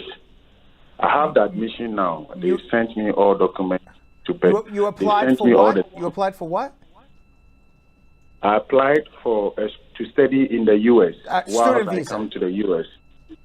Yeah, student visa. You're not going to get a student So visa that's- because you're not going to get a student visa because you've already shown an immigrant intent to get a green card. They're not going to give you the student visa now. Okay, so we wanted to be sure You're not because gonna I get was it. advised by. No, forget the student visa. You're not going to get it. It's only going to cause misery for you. They're going to charge you with misrepresentation. Who knows? You're certainly going to get denied. Okay. Don't do student visa. Just, get the green card. Okay, so the second question too is that on which reason can we expedite for our case? Because Any we have a humanitarian, daughter. any humanitarian reason you can come up with. Whatever. Okay, because the issue is tell that- me the sad story, and that's a humanitarian reason. Okay, so we want to be clear on this because we have a 2-year daughter. She's there with the mom, and she needs support. Okay. And she wants the father to be there so that the father could help her financially and other support, emotionally and other things. On this basis, can we expedite our case? That is what we want to know. The answer is you can expedite your case based on any reason. Whether they actually will expedite it, that's a whole other story. You could write a letter and explain your situation. That's not everybody is separated from families. That's not probably going to be enough. You would need to show something a little more than that. But to answer your question, if that's all you have, should you try? Why not? It doesn't hurt. All they'll say is no. There's an old saying, you don't ask, you don't get. So go ask. Maybe you get it. You never know. Okay, so if we try to expedite our case and it is not approved, is it going to affect our pending case? No, not at all. Okay, thank you very much. You're welcome. I appreciate it. All right, good luck. All right, and by the way, if you didn't get your immigration question answered in our question and answers, you got a question, I've got an answer. You can always follow me on Instagram at @RealBradBernstein. You follow me on Instagram at @RealBradBernstein. You could drop me a DM. I'll try to answer your question as best as I can. You can also follow us at Bradshaw Live on Instagram. You follow us at Bradshaw Live on Instagram. You can't handle 2 hours of me, Yo-Yo, and Vanessa when she's not sick, but I can handle 30 seconds of us. Check us out on Instagram at Bradshaw Live. You can also drop me a question on TikTok at Bradshaw Live. I don't answer all of them, but I do answer a bunch every day by video. Maybe I'll answer yours as well. And Yo-Yo. And you guys can follow me at Jonathan Elias TV on Instagram. And later in the show, Vanessa, who's out sick, but she will speak from the Ethernet with Spar Bernstein partner and personal injury attorney Moshe the Bulldozer Borukh about a recent case in which he and his team successfully sued the New York Police Department on behalf of our client who was falsely arrested and assaulted. And now we're going to take a few minutes to celebrate some of the immigration stories that people have shared with us. Now check it out and tell us what country you're originally from in the comments. Where are you from? I'm from Turkey. I used to live in New York, and then I moved back 5 years ago back to my country. I lived here in the United States over 32 years. Nice. Yes, this is my home right there. Personally, my family has been here for 25 plus years. My partner came to the United States legally with a green card. He got it from his teacher back when he was only about 18 years old. I'm actually Black, Vietnamese, and Spanish from Spain. My mother brought me here when I was a very young kid. And then when I came to the U.S., I was very lost in terms of not really, came to New York City where there were hardly any Mexicans. I was in school, the only Mexican in the classroom. Usually picked on by other kids because I spoke different, looked different. And that gave me, I would say, there was an internal fight within me trying to either become like someone else or pretend to be somebody else or learn about who I was and my culture and then, take strength from there. It's been a difficult time, I would say. I am very happy to be here. I'm very glad that my mom made that decision of bringing us here. So I'm from China. I came here for school when I was 18. I always loved New York. So the day even before I graduated, I came here immediately and I found a job here. I started living here, living my life. Then I found the love of my life here and I became a citizen through our marriage. Recently, I came from Hong Kong. Me and my parents and my sister has waited for 10 years to come to the United States. I'm already a citizen. We have some family here, not much, but definitely I feel like a reborn because when I came, I was just 19 years old. I was over age to attend high school, so I went straight to college. So everything started new again. I definitely not regretting coming here. I feel like there's a lot of hope in the United States. Definitely is a perfect choice. All right, you got a problem, an issue, a concern. Let's check out social media, what everyone's comments are, Yo-Yo. What do you got? All right, Tico Zivzivadze on Brad Squad VIP member. My husband and I applied for asylum in 2016. He is an applicant. We got divorced in 2019. He's not been interviewed yet, so the asylum case is still pending and I renewed the EAD 6 months ago. Am I able to get an emergency advance parole to go to my country for 2 weeks because of an emergency even though I'm divorced? No. Akif Virani on Brad Squad VIP member. Thanks for answering my question yesterday about the essential worker. On the call yesterday, you informed me that I have to get a letter from my employer stating that I worked as an essential worker. But what if the employer refuses to give me the letter? Well, maybe you have some other forms of proof. Maybe other people you worked with. Maybe pay stubs. We'll figure it out. Let's see what the law says first. Lisa Walker, Brad Squad VIP member. If I apply for SSI disability for my son, will that affect my N400 for myself filing based on marriage? No. Coco Murray, Brad Squad VIP member. How is it that ICE can deport someone even though their application was submitted for change of status and the other paperwork was submitted? When he arrived, the immigration officer laughed and asked, "Are you here on a mini vacation? What steps can be taken now?"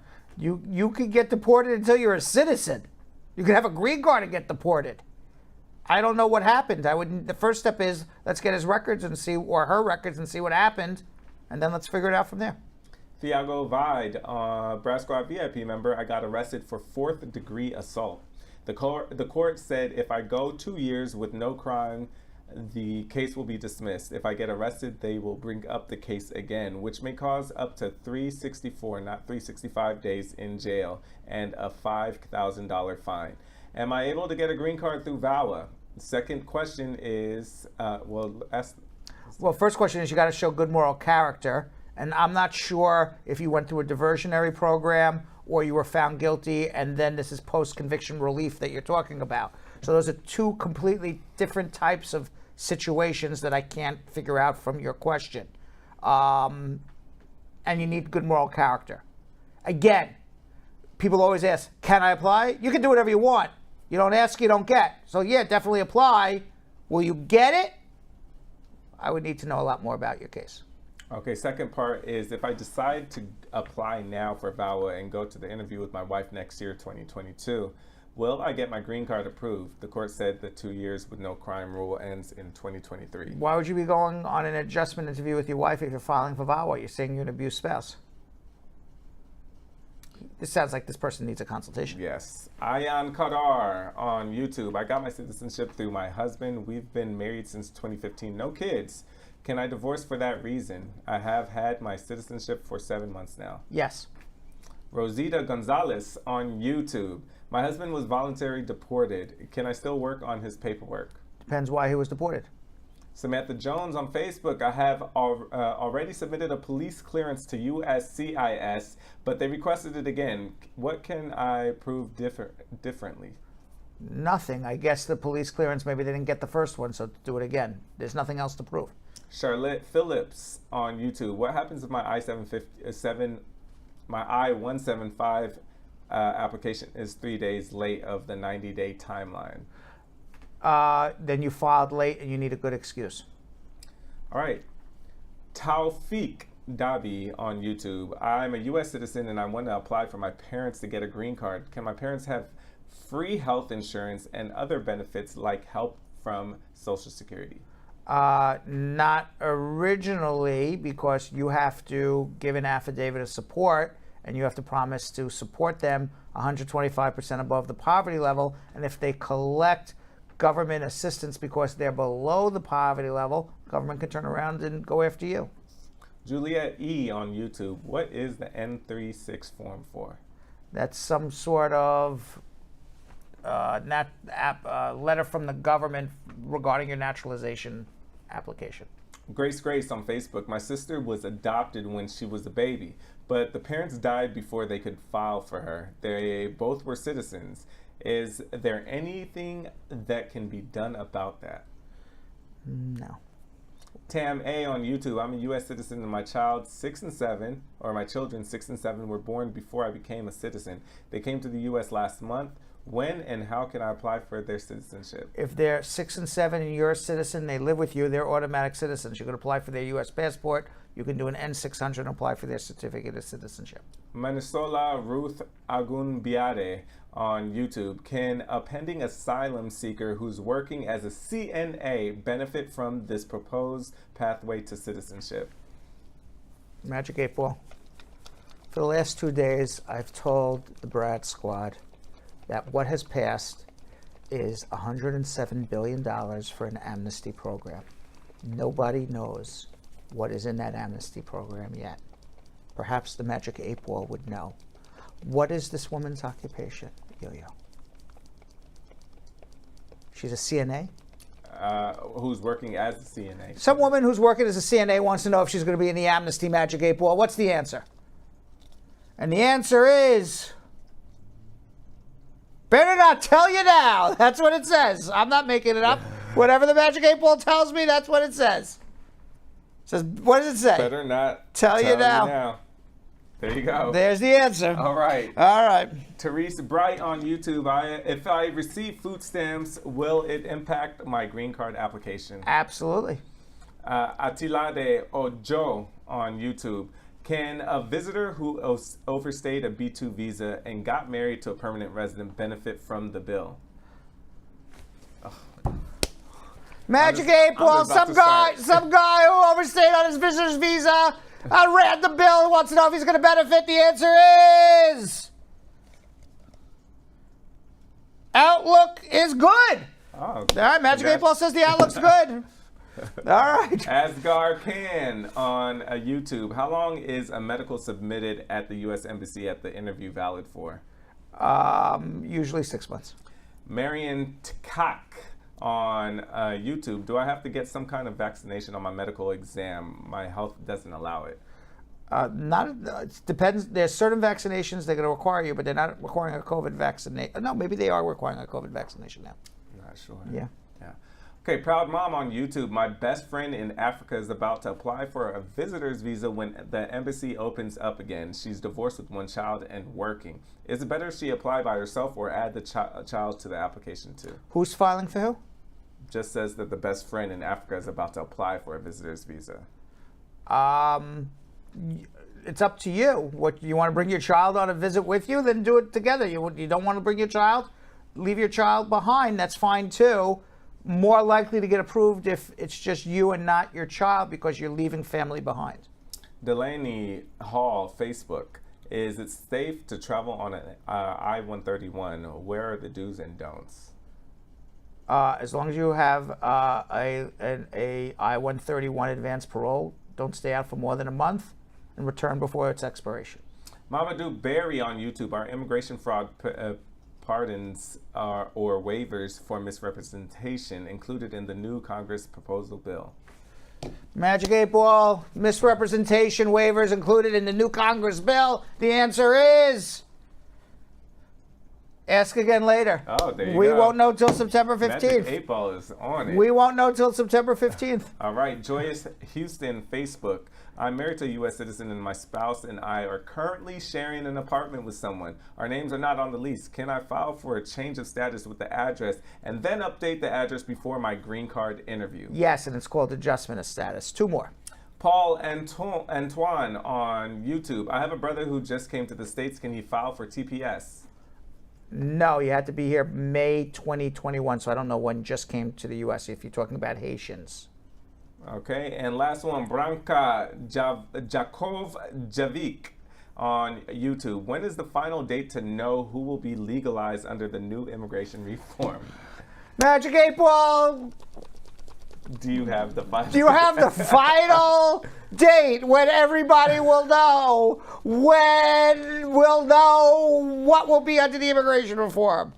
And the Magic 8 Ball says, without a doubt, the Magic 8 Ball knows. Okay, just won't share it. Won't share it. We're told on or around September 15th. So on or around September 15th is really all we know so far. Awesome. All right, so partner and personal injury attorney Moshe the Bulldozer Borukh and his team recently sued the New York Police Department on behalf of a client who was pulled over, physically assaulted, falsely arrested. Vanessa spoke with Moshe about the case and how he fought for a successful outcome. Let's watch. Hey Brad Squad, Vanessa Contreras here with Spar Bernstein partner and personal injury attorney Moshe Borukh, who is going to fill us in on a recent case in which he and his team secured a 6-figure settlement for a client who was assaulted and falsely arrested by a police officer. Moshe, thank you for being here today. Thank you for having me. It's a pleasure. Okay, so let's get into this, Moshe. So what was the situation that initiated this case? We had a client who happened to be African-American, a great school teacher with no prior criminal background, who was driving on a typical road in Brooklyn when a police officer was double parked on the road that he was driving on and couldn't get past this police officer's vehicle. The client beeped at the officer several times and the officer didn't do anything. So the only way that the client can veer off this marked cruiser is by going around the car. So when our client was doing that, as he was approaching the front end of the vehicle, the police officer turned his sirens on. The police officer apparently didn't like that the client did that. The sirens went on. Our client did what anybody would do and pulled over, turned off his vehicle, and waited for the police officers to approach his window. As the police officers approached his window, they routinely asked for his license and registration. Our client, stumbled and confused, asked what the pullover was for. The officer then didn't want to discuss the reason for the stop and just kept reiterating his request for the license and registration. Our client was again concerned, picked up his phone to call Spar Bernstein, and the officer at that point blew up, didn't like that he was holding his phone, dragged our client out of the window and began beating on him. And your client was arrested? Were there charges? So it's interesting. What I just told you is exactly what happened in that confrontation. However, for whatever reason, the officer told the district attorney who was handling the file that he tried to assault the police officer, that he was resisting arrest, that he created some type of noise disturbance, that he was obstructing governmental administration. All these charges, no facts to it. We have no idea why he was charged with that. And eventually, believe it or not, all the charges were administratively dismissed. And how were all charges dropped? Was there a court appearance or dropped before the court? So once he was arrested, he was sent to central bookings, and you're there until you see a judge. And what happened was, once the judge saw the charges, he pled not guilty. He brought us the file. We looked at the charges. Just so you know, he spent 2 days in bookings. All right. He spent 2 days in bookings because for whatever reason, maybe they tried to torture him or they kept him there as long as they could. And when he finally came out, he came to us. We looked at the charges. This is a client who used to be a school teacher. He had no prior criminal record. So we know that there was suspicious allegations here being made against him. We took the case. We spoke to the district attorney's office, let them know that we're not taking any pleas. We're going to go all the way. And the DA agreed with us and dismissed absolutely all the charges. And now, was your client injured in the assault from the officer? During that confrontation, he was hit in the nose. And he didn't know at that time, but after he finally saw medical attention, he was found to have a fractured nose. So yes, he was very injured. Oh my goodness. Now, once the client contacted Spar Bernstein, what did you file suit on his behalf for? So when we immediately get something like this and we know that the charges are bogus and there's an injury, we immediately think of 42 U.S. 1983. What that provision does is allow people like this person to sue state administrators, agencies, and employees for violation of constitutional rights. It's basically an avenue to go directly against state officials for stuff like this, for deprivation of rights, violations of the search and seizure laws, torts, so on and so forth. And did your client suffer mental distress after the incident? Did he need to see a therapist to work through what had happened to him? As you can imagine, any person would go through a traumatic experience after this. He did suffer from post-traumatic stress disorder. He did not seek any psychiatric or psychological treatment for this PTSD, but he did obviously have to go through treatment for his nose to make sure that he doesn't need surgery. Luckily, he did not need surgery for his nose. It did heal on its own. So we were very grateful for that. Now, Moshe, I have to ask, do you feel that race played a role in this incident? Now, as a trial attorney, that's a good question, because the way I see it is he's being pulled over by 2 police officers. He's a black male. For no reason, this man picked up his phone and he's now going to get beat up because of that. I think race did play a significant factor in this case because, in my personal opinion, if it was me who picked up the phone and tried to call somebody, I highly doubt that they would have saw that as a threatening gesture, if you will. So yes, I do believe that race played a very serious factor in this case. Okay, and with that being said, did you depose the officer? So once you file a lawsuit in New York, you now have the right to depose the person you allege caused your incident. I deposed both of the officers who were at the scene. And what I did was I always think of trial, right? I always think of what can I do at trial to win my case? A lot of police officers don't know the elements to the crimes they're charging people with, right? So I went through absolutely all the crimes that he was charged with. And I asked the police officer what the element of each of those crimes were. And I promise you, this officer was completely lost during his deposition, which is a good thing, right? Because remember, it's the officer who's the one who's telling the district attorney what happened and what the facts were via the complaint. So if the officer doesn't know what the elements of the crime were, then technically, if you think about it, how can the crime have occurred if he doesn't know what facts led to that crime? And another thing that really played in our favor was probable cause. Everybody knows at this point in New York, you need probable cause for an arrest. So I asked the officer who arrested him, I said, what was the probable cause that led to an arrest? And the police officer was completely lost. I don't think he even knew what probable cause was, which is unfortunate because that's the only thing that they should know, these police officers. Now, was the officer's body cam on at the time of the stop, the assault, and the arrest? So the body cams are a very, very lucrative and very informative piece of evidence that we can get. Unfortunately, these particular officers did not have the body cams on the persons on that day. Did you go to trial? After we did the depositions, after our client testified, the next step was to proceed to trial. The city of New York did not want to pay anything for whatever reason, even though they dropped all of the charges, they just refused to pay anything. So when we appeared in front of a judge prepared to go out and pick a jury, I had a former prosecutor with me to explain to the judge that the charges he was charged with in the criminal setting and case were bogus. And we know that because the former prosecutor who came with me, he used to be a prosecutor. So he knows what charges come in through the door and come out the door. When he saw these charges, he's like, these cops have nothing. And they had to charge him with something. That's when the judge looked at us and said, all right, you make a good point. And then he looked at the defense attorney who worked for the city of New York, and he asked the defense attorney, he said, are you ready to go out and try the case? The defense attorney was not prepared to go forward with the trial. He called the comptroller's office, and we reached an amicable settlement. How did the case turn out? So before we were prepared to go out to trial, the offer was zero. Once we represented to the court that we were prepared to go and try our case, we reached a 6-figure settlement for our client. Wow. Very Moshe of you. What happened to the officer involved in the assault? Unfortunately, in New York State, subsequent remedial measures are not really discoverable in lawsuits. So if he was disciplined or if he was suspended as a result of this incident, it's not something that we would particularly be aware of. Because number one, if you're a good defense attorney, you're going to object to this information because, again, subsequent remedial measures are not admissible in a trial. Whether they're permitted to ask that at his deposition, it's very unlikely. So we don't know what happened to the police officers. But if you want my 2 cents, I guarantee you nothing happened to them. Now, how's your client doing? To be honest with you, he was ecstatic when the settlement came in. He was very, very happy. And a lot of people ask a question. They say, well, why couldn't you get millions? People see millions in commercials and advertisements. People have to understand that every injury has a value. Even if we went to trial and we got the city of New York for millions of dollars, what happens is the appellate courts then come back and knock down those numbers and give you a number that is considered a sustainable value. Now, what words of advice do you have for anyone else who may find themselves in a similar confrontational situation with police officers as your client did? From a legal perspective, I would comply with the police officer's requests and demands to prevent situations like this. Now, I'm not condoning what happened here. It's clear that our client didn't do anything illegal for the police officers to conduct themselves the way that they did in this particular case with this client. However, unfortunately, the NYPD doesn't think that way, and they think that they're above the law. So they do certain things that are not consistent with society standards. I advise everybody to just comply with what they ask for unless it's completely irrational. And then at that point, try to call 911 and tell them that the officers that are in front of you are threatening you or intimidating you, and their superior will come.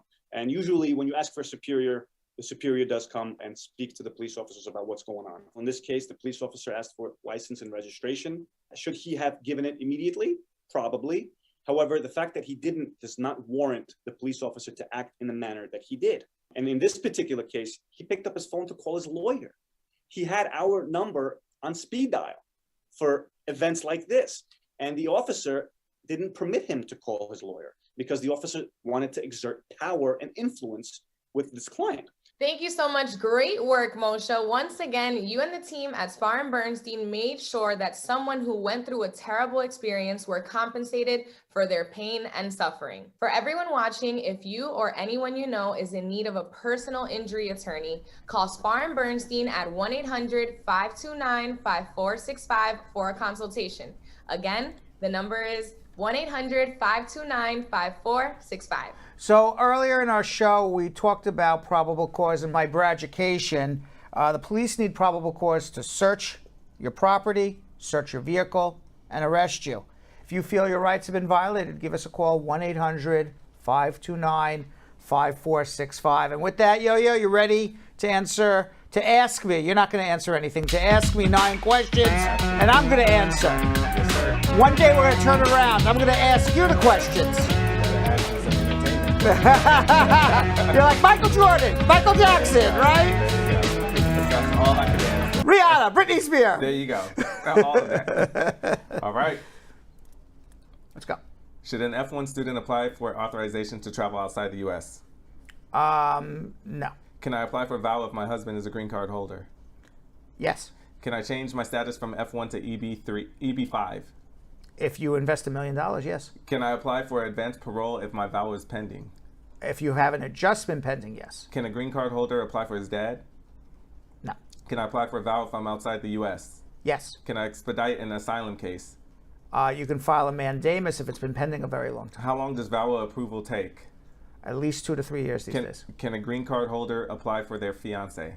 No. I'll keep on going. How much cash do I need to petition 2 parents?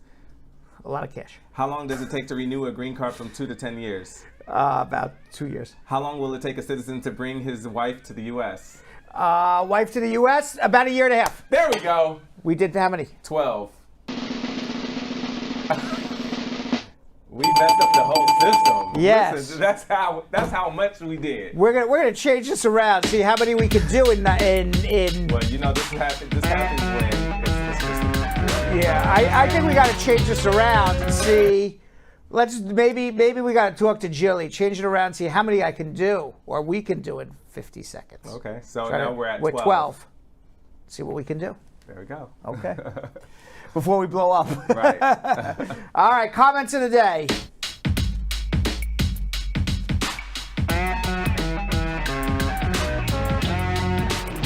29 Super C said it's a clean sweep this week so far. It is. It is, yeah. One more day. Yeah. You guys got to Shan's like, bingo! Yes, I like that. I like those. All right, what are your comments of the day? All right, our first one comes from Lucia Anquilano. And she's saying, congratulations on your show and thank you for the free consultations. It's a big help to us who need answers about immigration. All right, very nice. Thank you. All right, second one comes from Javel Finnegan saying, it's the time of the day to stop all what you're doing and turn into the Brad team for an epic immigration law show. Yeah. Yeah. All right. Okay, and third one comes from Joan Small saying, good show, very informative, love it, appreciate you. Oh, very nice. Thank you. Yes. I like that. I appreciate you. I appreciate you. Yes. I appreciate you too. And our last comment of the day comes from Marge Higgs saying, political views, immigration news, humor, tea, wacky news, sad news, medical reviews, all in one immigration show. Isn't that amazing? It's a lot. It's a lot. It's a lot. It's a lot. Every day we do it. Every day. But we do it.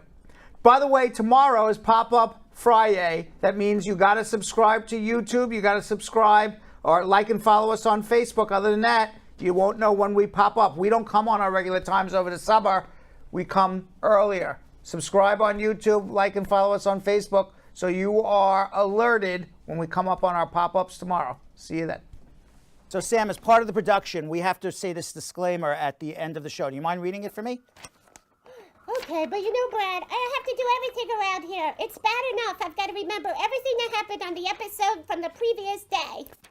Forget it. I'll do it. The proceeding was information only and not specific legal advice. Consult an attorney about your individual situation. Prior successful results do not guarantee a similar outcome in the future. To make an appointment with the Spar and Bernstein law firm located at 225 Broadway in New York City, call 1-800-529-5465. That's 1-800-529-5465. Easy to remember, 1-800-LAWLINK. That's 1-800-LAWLINK.